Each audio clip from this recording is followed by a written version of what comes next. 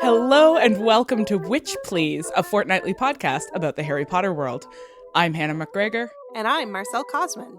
And in honor of our first episode about Harry Potter and the Prisoner of Azkaban, we are getting way out of our comfort zones to talk about something that we have absolutely never considered before. You know, Marcelle, they can see the topic of the podcast just right in the episode title, right? Oh, shoot. Okay, all right, fine. We're talking about pedagogy, aka teaching, aka the thing that both of us do for our regular jobs. Okay, but before that, we are going to stretch outside of our comfort zones. For real. This time in the sorting chat. Hannah, what are we going to talk about today? Oh, Marcelle, I want to talk about tattoos. Ooh. Very specifically because I have not had a tattoo in over a year and I am jonesing hard. But I was also thinking last night as I was finishing reading this book at midnight. Yeah, I prep in advance. What can I say? That at a certain point in my life, I came very, very close to getting a time turner tattoo. Oh.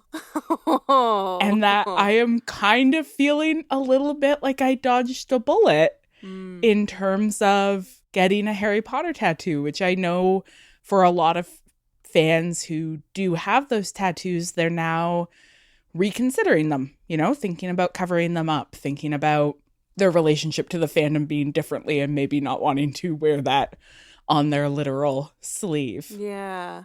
The thing about tattoos is that I feel like tattoos always kind of represent a certain point in your life, right? Like they always kind of represent the point where you were at when you got them. And so I would really encourage listeners who are sort of unsure what to do with their existing Harry Potter tattoos, like not to feel like they made a bad choice. Like they made a choice with their hearts based on what they knew at the time. We all had very strong feelings. I mean, we still have them. They're just different. We still have very strong feelings. Yeah, exactly. So, you know, don't be too hard on yourself. It's still your magical universe. Yes, absolutely. So, Marcelle, I would like you to share as much as you are comfortable with the listeners about what tattoos you have. But I also wonder if we can brainstorm some Witch Please tattoo ideas. Oh my God, this is genius. Okay, yes. Well, I have 3 tattoos at this point. I have a lovely set of carrots that are sort of bunched together with a blue ribbon on my forearm. And I have a set of like old-fashioned-y kind of Pyrex bowls on my, not bicep, but the... outside arm. My upper arm. And I love them. They're sort of like a thicker lined kind of almost folk art in a way, sort of. They definitely have like a Ukrainian folk art kind of feel to them. Very beautiful. Yeah. And then the most recent tattoo that I got, it's a set of 5 paper airplanes that are sort of flying around the set of carrots on my forearm. And they're very cute. And I love them. I love all of your bunches and piles and stacks. That's true. There's a theme in my tattoos, and it's clusters. Bunches and piles and stacks. I love it. It's so accurate. How about you, Hannah? You have many beautiful tattoos. I have a lot of tattoos, and I always want to get more. I have a whole pile of flower tattoos on my left arm, all of which are flowers that my mother grew in her garden. And so this arm is very much dedicated to her and my relationship with her and sort of memorializing her. And then my right arm is my feminist tools arm. So it's got like scissors and a match and a letter and a knife that's also a carrot. Yeah. You know, like vegans like carrot knife. And I've got a tattoo for my other podcast, Secret Feminist Agenda. I've got a tattoo of the sign-off for that podcast, Pass It On, which is a matching tattoo I have with friend of the podcast, Lucia Lorenzi. We actually have 2 matching tattoos because we also both have this Two of Cups, which is the tarot card I associate with friendship. And then I have a huge tattoo of my cats on my right arm, a very big, almost life-size portrait of my cats. I love that. The next thing I want to do is get a chest piece. Like I want something right across the top of my chest. So I've got to start envisioning what that will be. So what would we put in a witch please tattoo? Oh, wow. What a good question. I mean, I know that a lot of our original listeners are still really into like a bunch of our like accidental gags and accidental goofs from the original run. So like Malcoy. How do I do a tattoo of your impression of Michael Gambon playing Dumbledore? I don't know how to express that. It would be a tin can or a tiny boat. All right. I'm looking forward to a tattoo that is a fan for Malcoy and a tin can and a tiny boat. Yeah. No, perfect. I don't know. Yeah, which please, gosh, we're so much more educational now than we used to be. You know, we used to be like primarily goofs and gags and angry rants. And now we have like substance. So I don't know. How do you distill substance into a tattoo? I think this is something that the listeners should tell us what they think because they know better than we do. This is a petition to the listeners to send us tattoo ideas. And we'll put them all on my body. That's not a promise and it's not legally binding. No, absolutely not.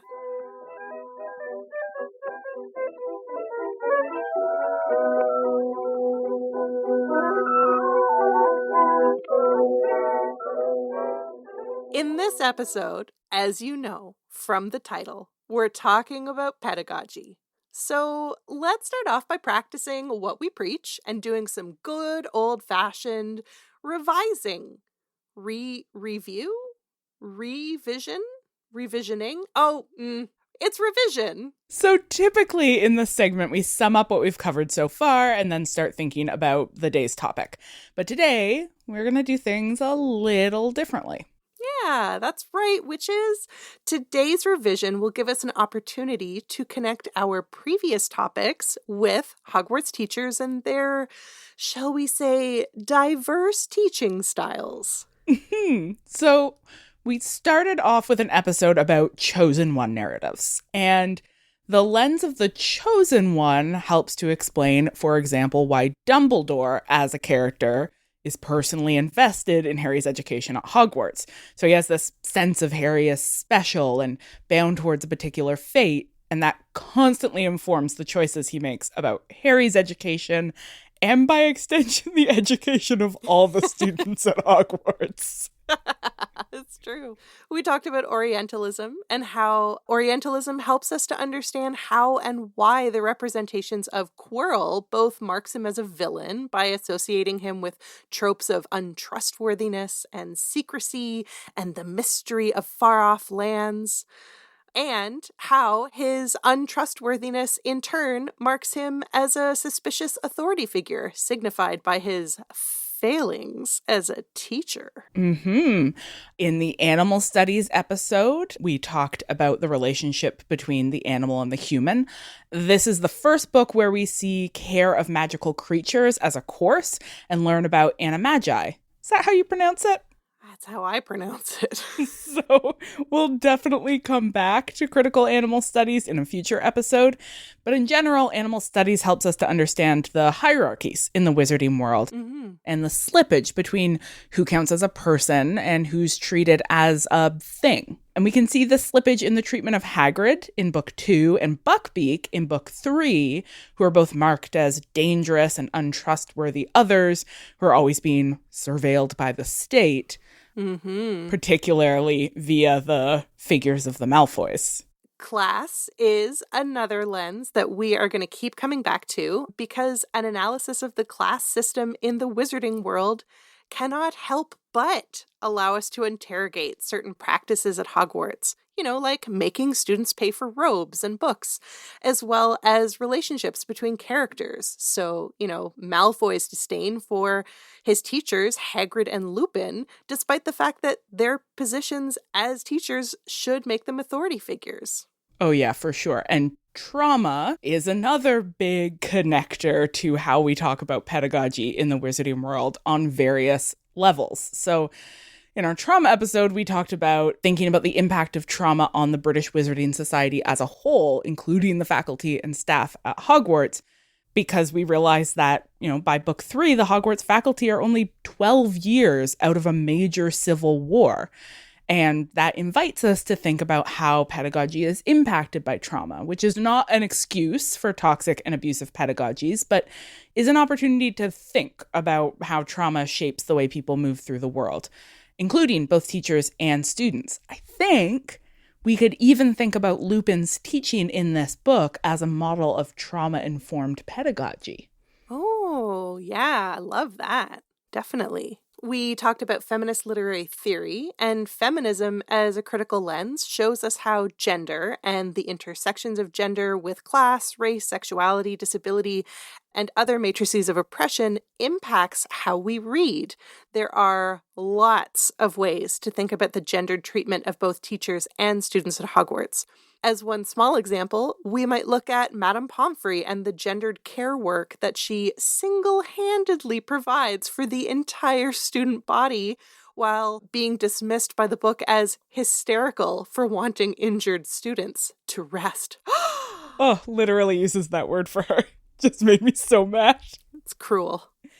We did an episode about queer theory, through which we learned about the ideological centrality of heterosexuality or heteronormativity, and the way that queerness, which is positioned as an aberration from that ideological norm, is coded as suspicious and dangerous and unhealthy. So we've talked about, Lockhart's incompetence being queer coded, but we also talked about queer ways of being that find belonging and community elsewhere outside of sort of heteronormative family structures. And that model of queer love and family, I think, comes through really beautifully in a lot of ways in this book, including potentially Harry's relationship with Lupin. Yeah. Who I read as a queer uncle.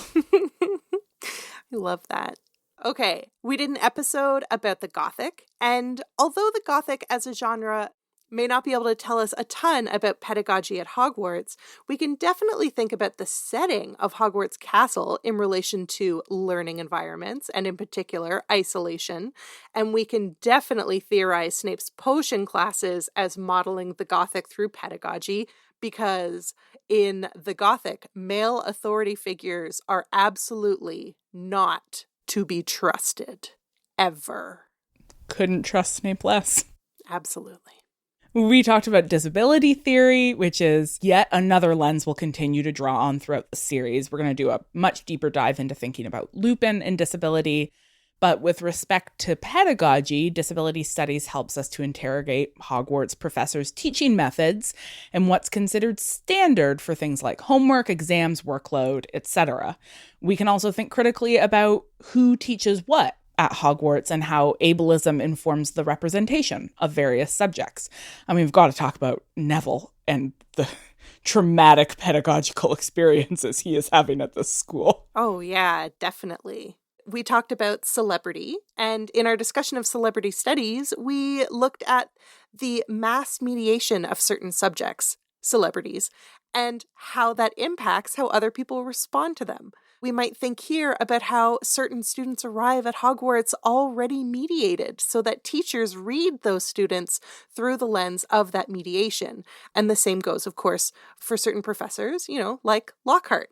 And this is definitely something that's true in the real world as well, not just for, celebrity students or children of celebrities or celebrity instructors, but also the way that, if you live in a small town and your teachers all taught your parents at high school or your cousins or whatever, and you share the same last name and they know who you are, they may already have ideas about you and the type of student you are based on that information. Small town famous.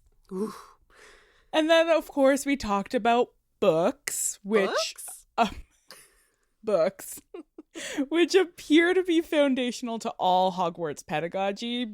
irrespective of the subject. Mm-hmm. The central role of books in all of these classes really invites us to think about, among other things, the relationship between theoretical and practical learning. Mm-hmm. Right? Like, what are they learning from books? What are they learning by doing? What is the relationship between those different modes of learning? We might ask, for example, why it is that Professor Trelawney even assigns a book for her class when she tells them that books are not going to help them. Why did you make all of your students buy this book? And basically sets herself up as the sole authority for the interpretation of every possible sign. So it's hard to say what the books are for. Indeed.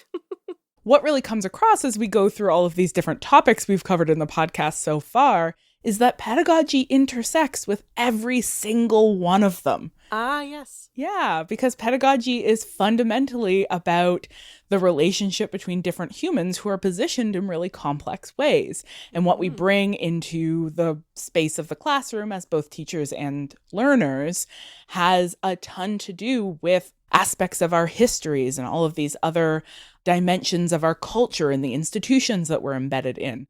So it becomes a wildly complex topic. And like all wildly complex topics, we probably need a framework to help understand it, huh? That's a very good idea, Hannah.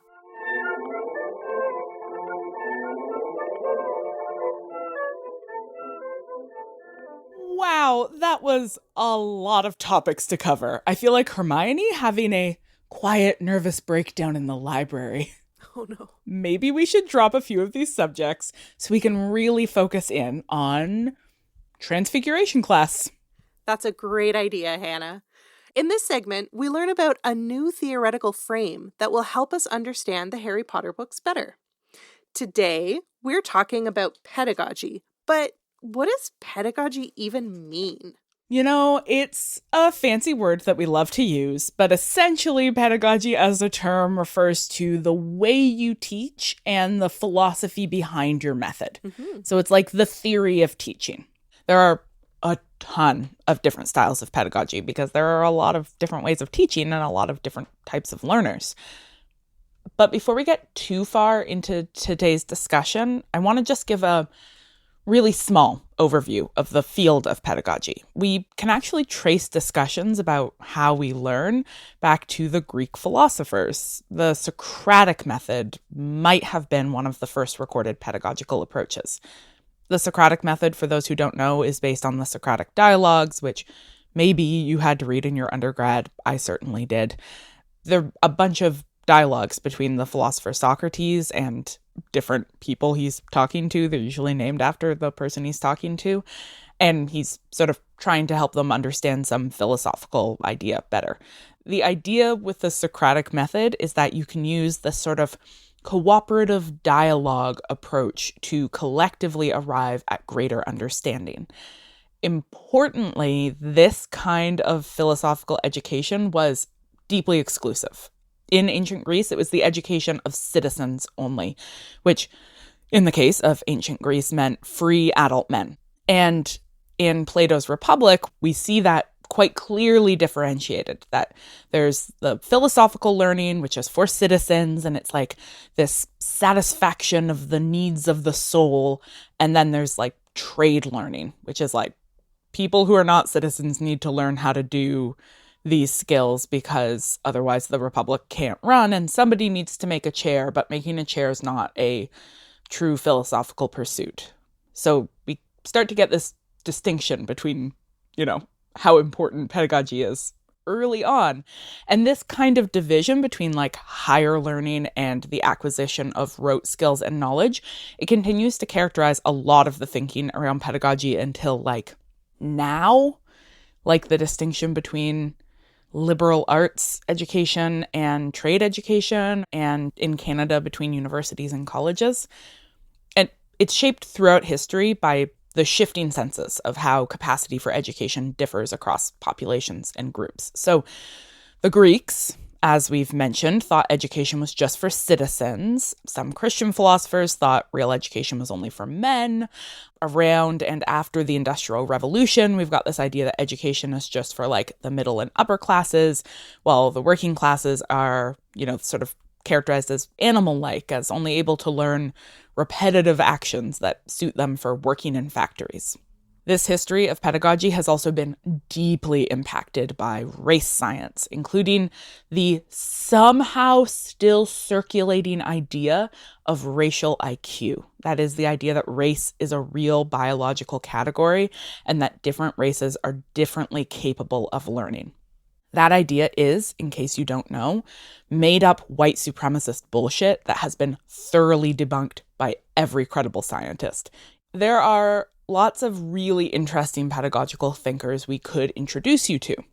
John Dewey, who's often considered the father of modern pedagogy, Paulo Freire, a Brazilian education philosopher who founded the critical pedagogy movement and believed that the role of pedagogy should be the liberation of the oppressed, or Bell Hooks, who we've already discussed in our episode on feminist literary theory, and who wrote about education as the practice of freedom. And frankly, we'll probably come back to these folks because this is a podcast about a series of books set in a school, and so we will probably talk about pedagogy some more. But perhaps the most interesting move in pedagogical theory from our perspective is the emphasis on it being practice-based. That is to say, your theory is all well and good, but it all comes down to what you actually do in the classroom.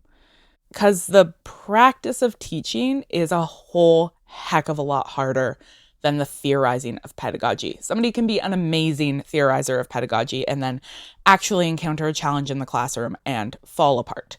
So for this, our first episode on the topic of pedagogy, we're really going to focus in on our experience and what Marcel and I have learned from the actual doing of both being taught and teaching. I don't know about you, Hannah, but I've got a lot to say about both toxic and empowering educational experiences that I've had. How about you? What are some of your worst and best experiences as a student? You know, what is amazing to me now as a teacher is that the classes that at the time I was really proud of myself for doing well in are now classes that I look back on and realize were organized around fundamentally harmful pedagogical models. Oh no. And a lot of the best teaching experiences I have were not necessarily ones I realized at the time were going to be my best experiences. And so my perspective on sort of where I learned and didn't learn has changed a lot for me. And so I think, for example, a lot about this English class I had in my undergraduate with this professor whose whole attitude was treating grading as a way to punish students and believing that the fact that most students failed out of his class was a sign of his own rigor as a professor. Oh, that's gross. And so in his mind, it was like, prove to me that you are worth getting a good grade on this. And at the time, because my whole sense of self-worth was so tied up with how I performed in classes, I jumped at the opportunity to be like, this person is against me in every way, and I'm going to get an A+ in this class to prove him wrong. And I was so proud of myself. And in retrospect, I really wish that I had dropped that class. Yeah. Wow. Hannah, we were very different types of students. I absolutely dropped classes like that. Like the first chance that I had. I was like, this one's going to be too hard for me. It was a real learning curve for me because I, as a learner, really felt like I thrived under rigor and expectations. I never handed anything in late. I followed instructions to the T. I wanted models and structures, and I really thrived in the institution. And as a teacher, I've really had to learn a very, very small number of people thrive in this institution as it's been designed. And that small number of people tend to be like neurotypical white middle class people. Mm-hmm. And the institution was designed to serve me in all kinds of ways. But I don't want to only serve students who are like me. So I've had to really revisit what I think teaching is supposed to do. And so in that process of revisiting, I now look to teachers like a teacher you and I had in common in grad school, Dr. Jade Ferguson, who is an absolutely incredible scholar. and also an absolutely incredible mentor, and who is somebody who mentored me all the way through grad school, but in such a low key way that I often didn't notice it. But now look back and I'm like, oh, I think maybe everything important I learned from Jade. I think maybe she just like low key like took me out for a drink and then just like laid shit out for me. I was like, oh yeah, okay. A big thing that Jade did is like help me understand the politics of the institution, which was so, so vital. And I think she was probably the first teacher I ever had who helped me to like take a step back and understand how the university works and why it works that way, and why it is not structurally fair or structurally egalitarian, and what it means to actually be part of the university as an institution. And that for me has been a really valuable tool as a teacher, is that I in turn can help my students understand the university so that they can like separate their sense of value from how they're doing in this institution. Because it's like, oh, it has nothing to do with your quality as a person. It's a really broken institution. Yeah. Yeah. And it's not institution specific either. It's like the entire process of higher learning is built around a model of discipline and punish, to quote Foucault. As we love to do. What about you, Marcel? What were some of your standout good and bad experiences? Well, okay, so I did my undergrad at McGill, which when I attended there, McGill absolutely thrived on being the type of institution where like the more students who fail, the more it shows that this is a rigorous institution. And it was very much like, you are here to learn. That's what you're here to do. This is how you learn. And if you learn differently, there's something wrong with you. So my relationship to my undergrad is a bit hostile. One of my first English courses as an undergraduate student was with a professor who was, we might say, mercurial. And I don't remember what this encounter was about, but I had emailed her a question, as students do. I mean, how dare you? And she replied and told me that this was an abuse of her email and that this kind of question should be addressed to the TA. Now, the TA, it's important to know, had the very unique name David Anderson. And I did not know what his email address was because there were multiple David Andersons at McGill at that time. And so I had to email her again, as cowed and sheepish as I was, to ask what his email address was. And she replied that she would not tell me because that email address had been made available in class, as in she had written it on the blackboard at some point. And so I was like, cool. Cool.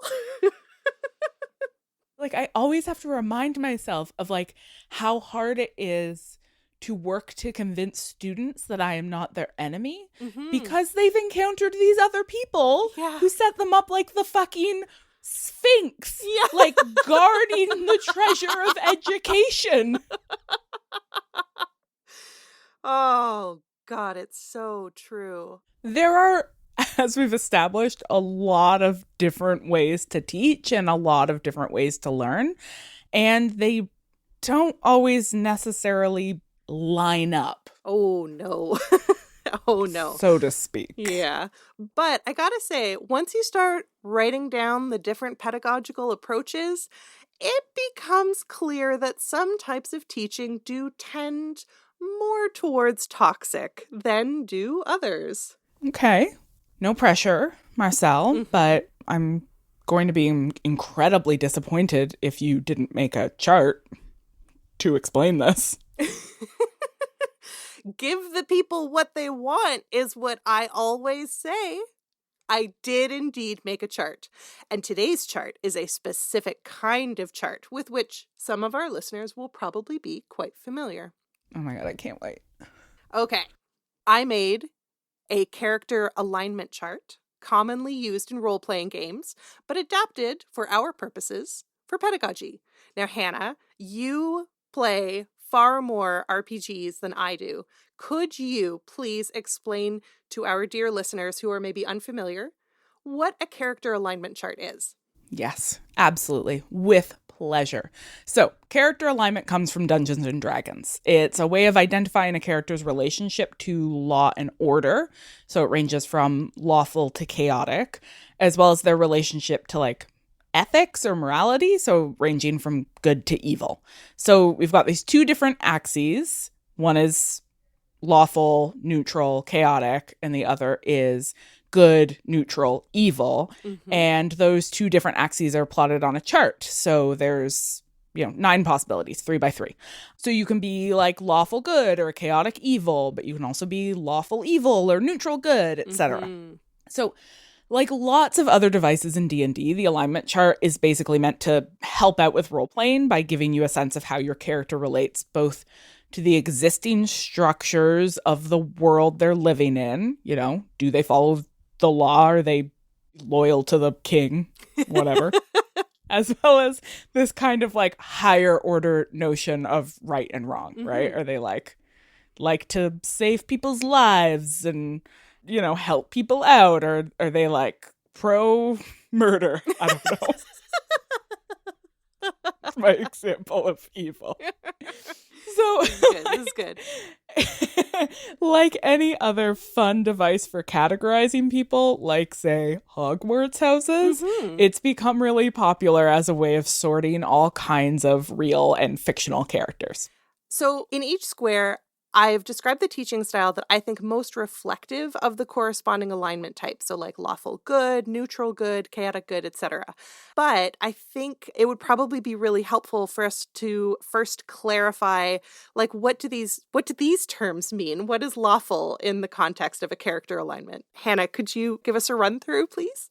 Yeah, absolutely. So, we're thinking about adjusting these things to pedagogical settings. So, in this case, we might think of lawfulness as a like belief in the value of institutional and disciplinary structures as pedagogical tools, like people who believe that the threat of failure increases rigor or that deadlines are important for student learning.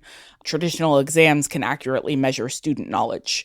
And then on the chaotic end, we've got like a focus on individual students rather than rules that should apply across the board, and a sort of rebellious rejection of institutional norms and structures. Like, yeah, man, we're just gonna like do it. That's my cool impression of a cool professor. It was cool. Yeah, I know. It was really good. And then between good and evil, we can think about good professors as the ones who are invested in student success, understand what they are teaching and why, and are sort of oriented towards like, thinking about the overall well-being and flourishing of their students. And then on the evil end, we've got people who are like actively disinterested in student success, would rather students fail, think that's an indication that they're teaching properly, or like want some students to do badly, and are sort of like actively out to harm, discourage, shame, or otherwise stand in the way of the learning of certain students. Mm-hmm. That makes perfect sense to me. So with that in mind, what I've done is I have matched each style with a corresponding teaching method. Then I suggest the characters whose pedagogy I think seems most reflective of this alignment. So let's just talk about it. It'll be easier, I think, once we start talking through it. All right, I'm ready. We'll start with lawful good. So lawful good, I have as a style strict but compassionate. And as an example of a method for a strict but compassionate professor, I have late penalties. So this would be I understand that you're having a hard time right now. However, this is the deadline. And if you can't make it by the deadline, you will lose 2% per day. So like consequences, but consequences within sort of clear norms and structures, not like an arbitrary use of power. Yes. And so for this category, I have Professor McGonagall, because she is very by the rules. Even in this book, she tells Harry when he tries to get her to sign his Hogsmeade permission form, rules are rules, Potter. But she's sorry. It like pains her. She feels bad about it, which I think is what makes her lawful good. Yeah, I know. I think McGonagall is a really good, lawful good example, because she is like positioned by the book as one of the good teachers. She's one of the good guys. She's on the right side of, you know, the war between good and evil, but she loves rules. Like, she's such a disciplinarian. Yeah.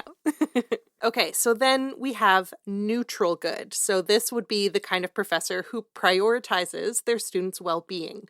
So this would be a professor who's like, I understand something hard is happening in your life right now. How much time do you need to complete the assignment? That's fine. Have an extension. Please take the extension. And so for this category, I was thinking Professor Lupin, because of his ability to adjust his lessons to meet the needs of his students. Yeah, I like him as neutral good because he's not chaotic. Like, he's got, you know, lesson plans and a plan for how his classes will actually work and, you know, a sense of a pedagogical method, but it's not, you know, this sort of strict adherence to things, right? Like, he's got a lot of flexibility. He's got a lot of sense of the humanity of his students. Totally. Yeah. Okay, so next we have chaotic good. This kind of teacher prepares their students for the real world. So this as a method would involve no grading, because there are no grades in the real world. There are consequences, but those consequences need not be attached to an arbitrary letter or number.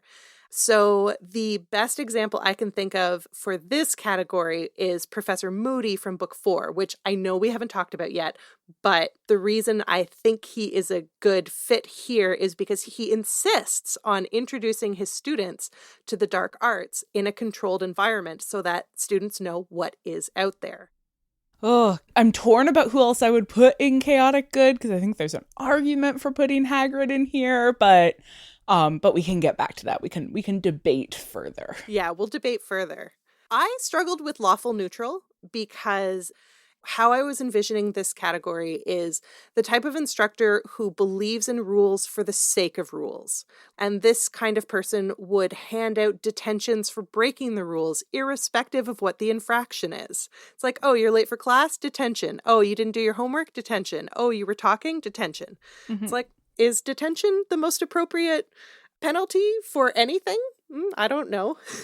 Yeah. And I couldn't think of a good professor at Hogwarts for this category, but I did think Filch fit this category because all Filch wants is for the students to follow the rules. That's all he wants. Just rules. And so even though he talks about how much he wishes he could inflict violence on students, he doesn't because it's not allowed.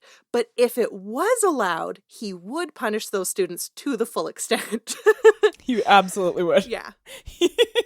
I also wonder if we might think of Professor Hooch as lawful neutral. Oh, yeah. Particularly in her role as like referee at the Quidditch matches. That like she is there to like keep the rules. The whole point of Quidditch is that you have to follow the rules. And, you know, unlike a lot of other people, she's not like, oh, I want the Slytherins to win or I want the Gryffindors to win.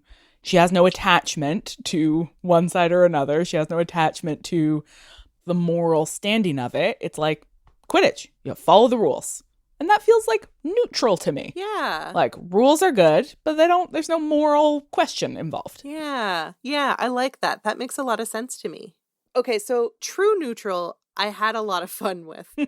So this to me is a teacher who has absolutely zero concern for their students.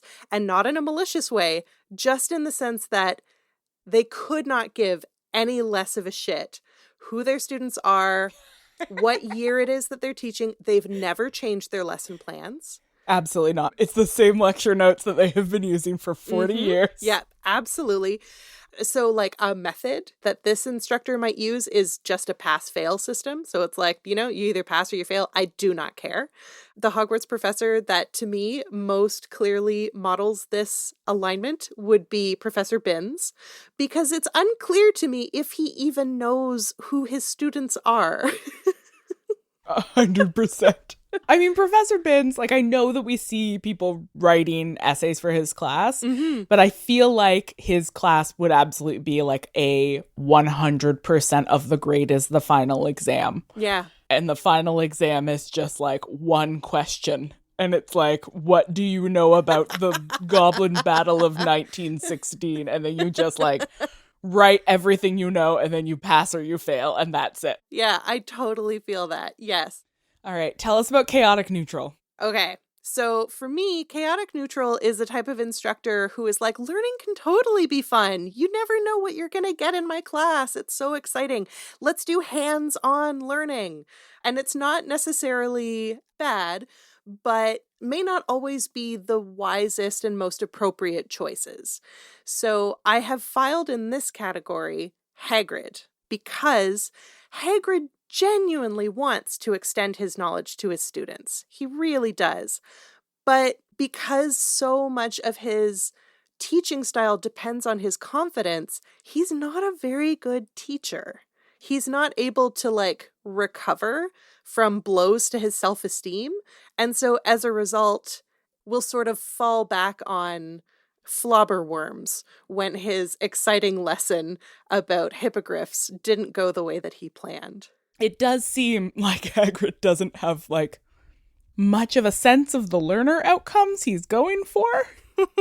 Like, you know, as opposed to the examples of the good professors that we have looked at, like they have a sense of, you know, why their students need to learn this stuff. Yeah. And why it's important for them. And Hagrid does just seem to be like, animals are neat. Yeah, neat is exactly the word that I was going to use. Like, hey, everybody get on board. They're neat. Look at this creature. It's neat. Yeah. I mean, he's undeniably chaotic. Absolutely undeniable. Oh, yeah. Instruction style, extremely chaotic. Near death in the first lesson. Absolutely wild. He assigned a biting book because he thought it was funny.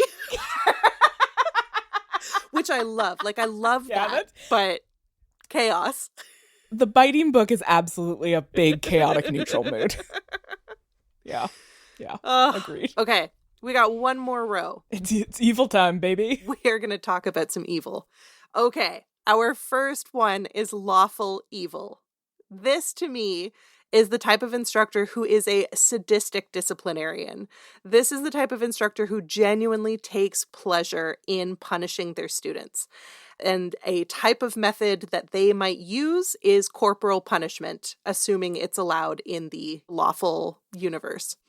And again, best example I could think of had to come from a future book. So I've got Professor Umbridge, because she adores punishing her students. Like, she develops rules for the purpose of punishment, which is horrifying. Yeah, she punishes through rules. Like, it's textbook lawful evil, for sure. So then we have neutral evil. And for this category, I'm thinking it's a professor whose style is exclusively to intimidate students, to humiliate them publicly because they're not learning. Instead of pointing out to the other students, oh, look at what this student did really well, they instead point to the students who are not doing well and call them names and make everybody in the class pay attention while they humiliate them and accuse them of not listening or of not being capable of understanding simple instructions and other kinds of hateful bullying and taunting behavior. So you can probably guess who I'm talking about. Yeah, it's Snape. Yeah. He's so bad at teaching. He's extremely bad at teaching. His goal in teaching seems exclusively to like make his students suffer, but he doesn't seem to enjoy it. I mean, he doesn't seem to enjoy much. Every once in a while, he smiles a little bit at the thought of, like, possibly killing Sirius Black. I think that's as close as we get to seeing him happy. Yeah.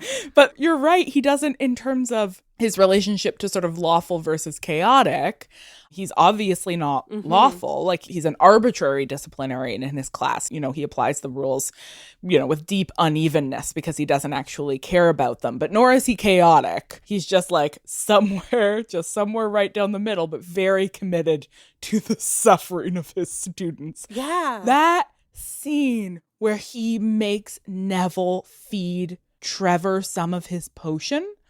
I mean, we will come back to this, but Mm-hmm. is there no oversight at this school? Indeed, there is not. Unless apparently you get in trouble with the law, in which case I guess Dumbledore will come to your aid. But like, in terms of the day-to-day bullying and abusing of students, Poisoning their pets to teach them a lesson. They're pets who we've already determined are their support animals. Yeah. Monstrous. He's a monster. Thanks, I hate it here. Okay, we have one last square. This one is chaotic evil. So this one, I'm thinking an instructor who actively endangers their students. They're not prepared. They don't have any intention or plan for their lessons. I'm not really sure what their goal is. They're unpredictable.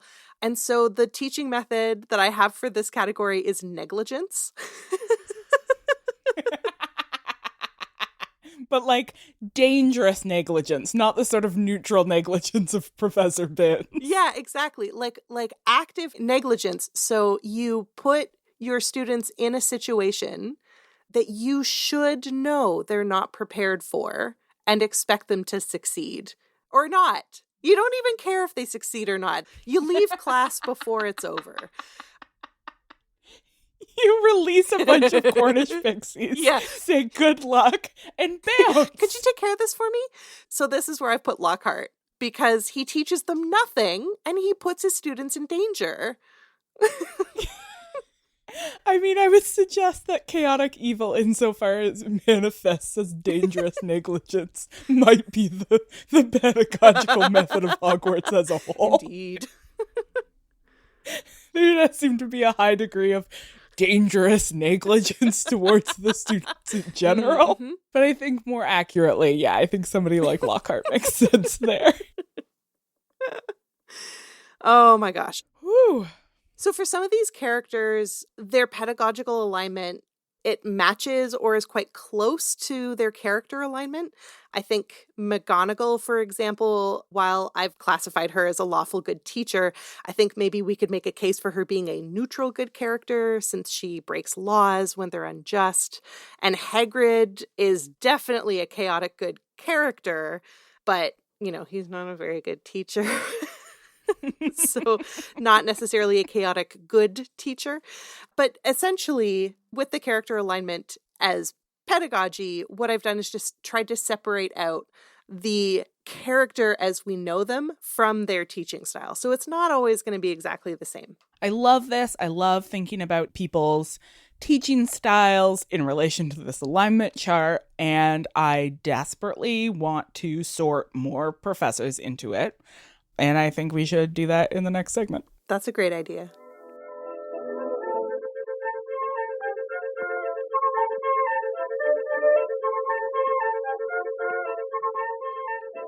I hope you're all ready to turn the tables on the Hogwarts staff, because in this session of Owls, the teachers have become the subject matter. So, Marcel, you've aligned some of our Hogwarts staff, including Lupin and Hagrid, but why not Trelawney? She's another major new teacher in this book. I'm so glad you asked. I actually had a really hard time with Trelawney, and instead of, punishing myself for not being able to figure it out, I thought this would be a great opportunity to model pedagogy or to model this very specific type of chart-oriented pedagogy. And so I thought maybe we could place her together. Yeah, absolutely. Let's talk through a few of the more placeable teachers, maybe, and then we can figure out where Trelawney goes. Awesome. We've talked a little bit about Lupin and Hagrid and Snape and McGonagall in relation to the chart, but I think maybe we could sort of pull out a couple of examples, like specific examples from this book about what makes them actually fit into the alignment where I have slotted them. And this would also be a good opportunity to debate if you, Hannah, are maybe thinking that they might go somewhere else. Okay. All right. But I'll never forgive you if you question my character alignment. I'm just joking. Of course I will. Okay, so I'm with you on McGonagall. I think McGonagall is classic, lawful good. I hear you that sometimes she likes to bend the rules a little bit in favor of her house, But at the end of the day, she chooses rules over chaos whenever that option is presented to her. Her confiscating the firebolt, I think, is a great example of that. That she's like, nope, it's a danger. I've got policies for these things. The rules apply. You know, she tries to get it back to him before the game, but she's sticking with the rules. Yeah. And that's a great example, too, because she's the one who facilitated Harry's acquisition of his first broom, right? When first years, we are told, are not allowed to have their own brooms. So this is a great sort of mirrored example of where she's like, okay, well, this is a rule that we can bend because it doesn't harm anybody. But this rule we're keeping because this is a rule that's for your own safety. Yeah, and I feel like we see this in her teaching style, right? Her teaching style is very orderly. It's very specific lessons where you're like, you're turning this thing into this thing. And either you did it well or you didn't do it well. And either it's a mouse or it's a teacup.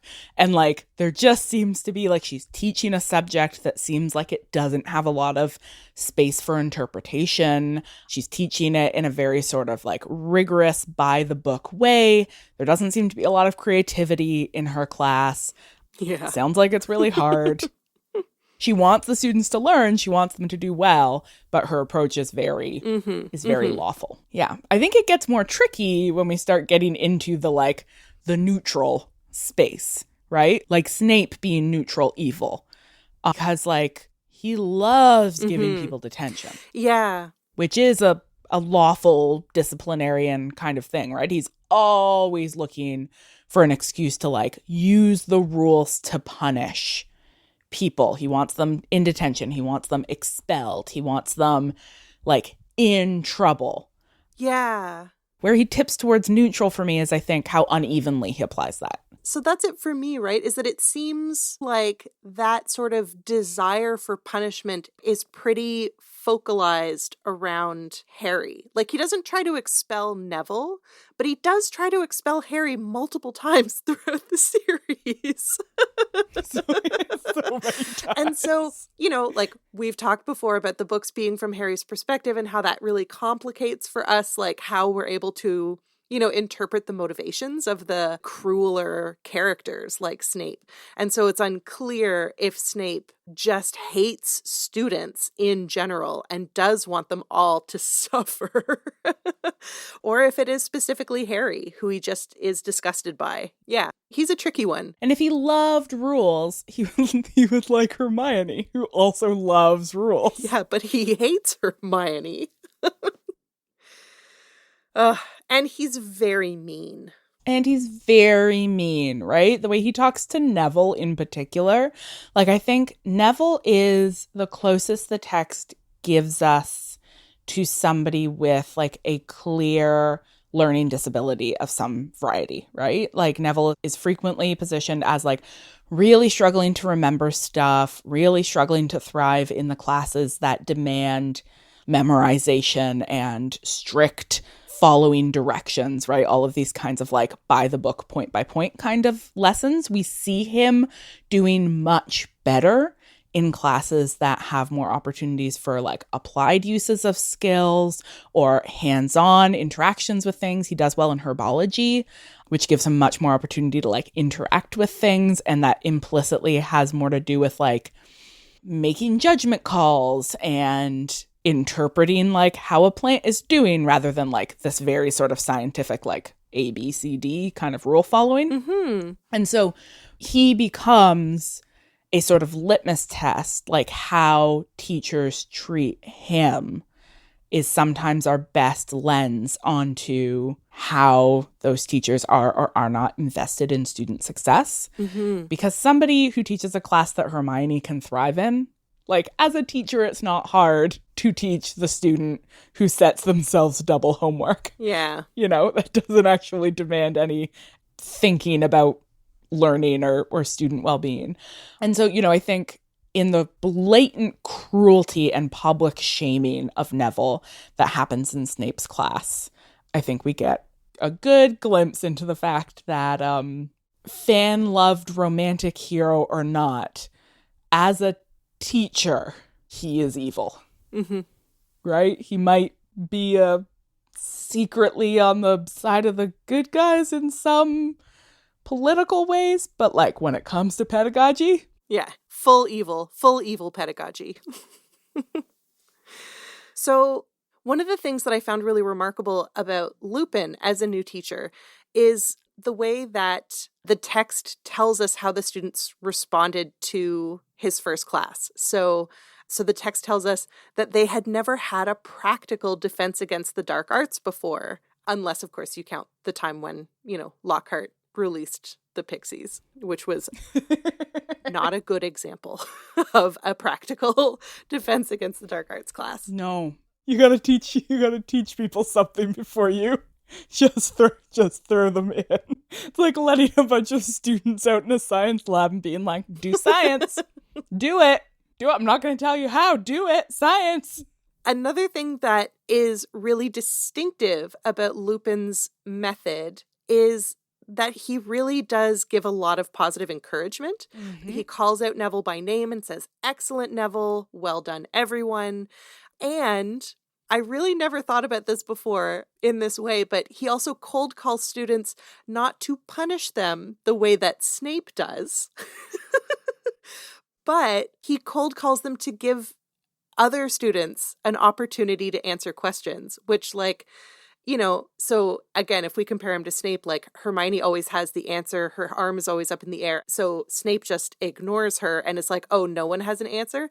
But with Lupin, and Hermione has her hand up in the air and is jumping up and down wanting to answer the question, but instead Lupin is like, "Harry, what do you think?" Yeah, because he doesn't always want to just default to the most extroverted student being the one who dominates the space. It really stands out to me, that interaction where Snape tells Lupin to watch out for Neville, which, what a cruelty to identify a student to another professor in front of them as being a student who's not going to do well. Mm-hmm. He does this, and that Lupin's response is to turn around and say, actually, no, I have a great deal of faith that Neville is going to do great. Mm-hmm. And that just beginning from that attitude of like, no, I think you're going to succeed in this class. So let's start with that assumption that you're going to do great and thrive in this environment and then move forward accordingly. That for me is the real difference, even between sort of neutral and good. Mm-hmm. When we are thinking about, what sets Lupin apart as a teacher, is that he's not just like, I'm sure Neville will be fine. He's like, no, Neville is going to do great in this class. Yeah.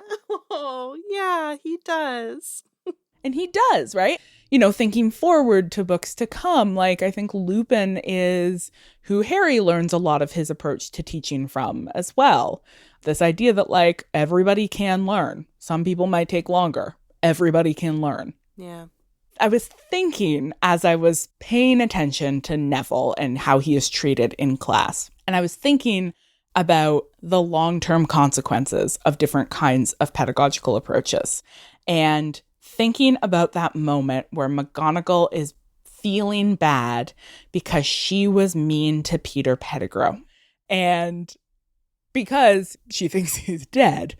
And Peter and Neville are often linked in this book, and we could unpack that in a lot of different ways.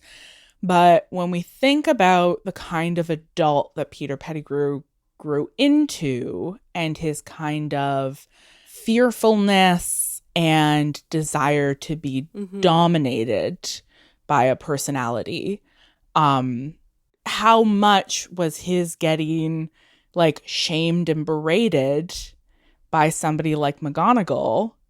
He says she was really hard on him. Multiple people say he was not a good student. He wasn't smart. Like Sirius and James were. Like he's repeatedly was obviously sort of set apart as not as good as his friends. And that attitude is actually beginning to make me want to put McGonagall in a lawful neutral instead of lawful good. Like she punishes Neville for losing the list in some very disciplinarian ways. That's true. Yeah. We know that was dangerous. He also didn't do it. as we find out. Crookshanks stole it. What a bastard. I love Crookshanks so much. But she knows that Neville struggles with remembering things. Like, why has nobody put an accommodation in place for this kid who cannot remember passwords and as a result is constantly locked out of the place he sleeps? Yeah, yeah. Not only is there no accommodation, but then when he attempts to hack his own accommodation, as so many disabled students have in the past, because institutions don't serve them, so they just have to like figure out their own accommodation. So he does that, and then she punishes him. That's true. We'll just slide her right out of lawful good and put her into lawful neutral. But I think part of the struggle of lawful good for me is that I'm not convinced that a lawful teacher can be good. Yeah, because rules are inherently oppressive. That's why we have them, to keep everyone in order. But everyone is unique. And so, yeah, that's a tricky one. Yeah, it is. It is tricky. It is tricky. I mean, there's like a similar trickiness, I think, when we look at a character like Hagrid. Hagrid totally has the potential to be a good teacher. But this was his first experience teaching. And you know what? None of us are good the first time we step in front of a classroom. We all make mistakes. And imagine if you made a really bad mistake your first day of teaching and as a result the government killed your dog. Yeah. Like, I have really, really messed up some classes. Like, I have really messed up some classes. And I've never had the government seize and execute one of my pets as a result.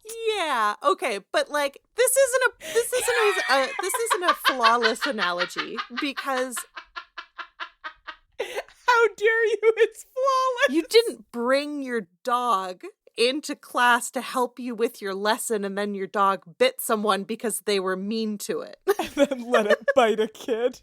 Yeah, and this is what brings me back to like Hagrid being more neutral than good, is that he has really, really good intentions and he really wants the students to get a lot out of his class. I don't think it's even fair to expect him to be a good teacher with the apparently zero training that Hogwarts teachers are given. It's amazing that anybody is a good teacher. It's quite remarkable. Like, you know, he says those talons hurt, which indicates to us that he has been clawed by these talons before. So he's very clearly done some like on the ground, in-person learning on his own, where he's been gored by a hippogriff. And so like, this is not a great model for how to bring children into the world of magical creature care. It does seem in general to be the model through which teachers are chosen, though. Mm-hmm. I mean, you know, on occasion teachers are chosen for narrative convenience, but for the most part, the sort of credential you seem to need to teach a subject at Hogwarts is expertise, not teaching skill. And in that sense, it very much reflects a lot of components of higher education, where expertise in a subject area qualifies you to teach it, whether or not you have ever thought about teaching in your life. And in fact, there's often an attitude in higher education that treats skillfulness with and attention to teaching as a sign of intellectual unseriousness. That if you care about making your material accessible, then you must be a less rigorous academic. For example, you and I. Deeply unserious academics. Indeed. But you see this with like Snape, right? Like, who should not be teaching children, but is repeatedly pointed to as one of the greatest potion masters. Like, he's incredibly skillful at creating these really complex potions. And often it seems, you know, Trelawney, whose only qualification for teaching a whole subject area at Hogwarts appears to be she did a prediction once. But as I so ardently continue to argue, all of her predictions do come true. Like, kind of. you know, she does throughout the book make a number of other sort of offhand predictions that Hermione scoffs at and refuses to take seriously, but do in fact consistently hold up. I think Trelawney is, for the most part, just using cold reading skills. Like, I think for the most part, she is making intentionally vague predictions that people will then feel open enough to interpret and that will, in hindsight, appear to be true. That's a very Hermione response, Hannah. Thank you. Yeah, I'm a real Hermione. This is the technique that like TV psychics use all the time, right? Mhm. Like, oh, you've lost somebody and there's somebody trying to come through to you and I'm seeing the letters R and L, and you just keep it broad enough that people will insert their own meaning into those things. And that, you know, like Hermione's whole point about like the thing that you're dreading will come true is like, Hermione's right. She was not dreading her rabbit dying. No, but she was dreading the news. Of course, but then that's a self-fulfilling prophecy. But when it comes to teaching, Yeah. Trelawney up front makes it very clear that this is a thing you can do or not, and that she can't teach it. Yeah. As a teacher, like, if your only goal in teaching is apprenticeship, where you will actually help to hone and foster the skills that somebody already has, well, then no, you can't teach somebody who doesn't have those skills or abilities. But is there not a theory of divination? Is there not like a history of divination that might be useful in terms of helping the students to understand its role and function in society? It appears to be unfocus your eyes and hope for the best. It appears to be the entirety of the divination method. Yeah. Why even have a subject that you teach in a school that is by definition unteachable? Mm-hmm. It's like having a creative writing class and being like, you're either good at writing or you're not. And if you're bad at it, I can't teach you. Mm-hmm. Which, you know, I think is the way some people teach. So I think I would put Trelawney in between good and evil. I would say she's neutral on the moral scale. I don't think that she is either invested in student success or invested in student failure. I think that she is, for the most part, indifferent to the learning outcomes of her students. Okay. Sounds like she might be a true neutral in the same sense as Binns. Like, she doesn't adjust her teaching method to her students. I think she edges a little bit towards the chaotic neutral end of things just because of how frequently she predicts the deaths of her own students, which does sow a fair amount of chaos in the learning environment. Yes, this is a very good point.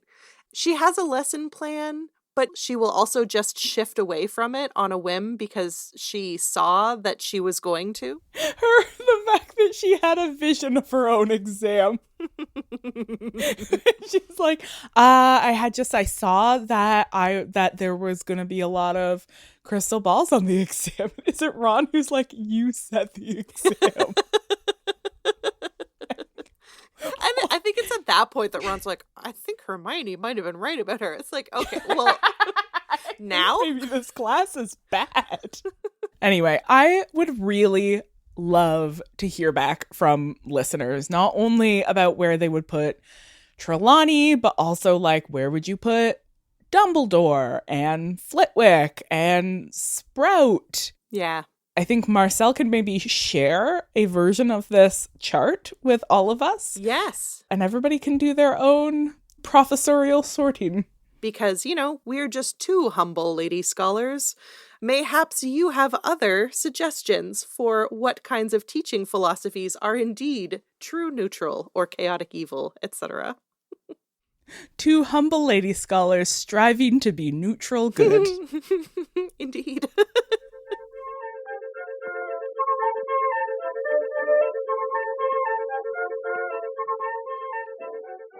Thank you, witches, for joining us for episode 14 of Witch Please. You can find the rest of our episodes by heading over to notsorryproductions.com or ohwitchplease.ca, or of course, wherever podcasts are found. Witch Please is produced in partnership with Not Sorry Productions and distributed by Acast. Special thanks to our endlessly patient producer. Greetings. And to Not Sorry Productions for having us. If you're into the podcast, why don't you let us know by dropping a review on Apple Podcasts? At the end of every episode, we'll shout out everyone who left us a 5-star review. So you've got to review us if you want to hear Marcel mispronounce your username while I become giddy with delight. Thanks this week to Twin Trainer Ty at Preg Marxist, Thumbs Up Perfection Fingers EA, Hi Lisa and Rachel. That seems like it was a setup. I think that might be a shout out somebody built into the username. That is some chaotic neutral energy right there. Oh no. Oh, this is good. Okay. You ready, producer? This is an experiment. Owl. I